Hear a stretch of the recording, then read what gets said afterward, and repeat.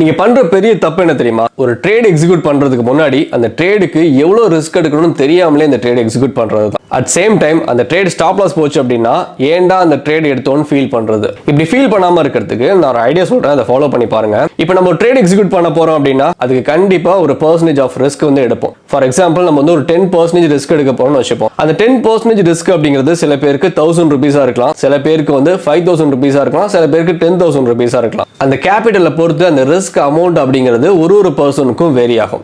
இதை ஃபிக்ஸ் பண்றதுக்கான ஒரே வழி, நீங்க ஒரு ட்ரேடுக்கு எடுக்கக்கூடிய ரிஸ்க் உங்களோட பெர் டே சேலரி. அந்த மந்த்துக்கு அதிகபட்சமா உங்களோட 3 டேஸ் சேலரியை மட்டும் தான் நீங்க ரிஸ்காவே எடுக்கணும். ஏன் அப்படின்னா இன்கேஸ் அந்த மந்த் நீங்க லாஸா இருந்தாலும் சரி, அந்த ட்ரேட்ல நீங்க லாஸா இருந்தாலும் சரி, உங்க மைண்ட் பெருசா அஃபெக்ட் ஆகாது. ஸோ நம்ம மைண்ட் காமா இருந்துச்சு அப்படின்னா நம்ம ஓவர் ட்ரேட் பண்ண மாட்டோம், ஒரு டிசிஷன் மேக்கிங் கரெக்டா பண்ணுவோம். ஸோ இதை ஃபாலோ பண்ணி பாருங்க, மந்த் எண்ட்ல கண்டிப்பா ப்ராஃபிட்டபிளா இருப்பீங்க. இந்த மாதிரி மணி சைக்காலஜி தெரிஞ்சுக்கிறதுக்கு நம்மளோட பிபி குருகுலம் பேஜை ஃபாலோ பண்ணிக்கோங்க.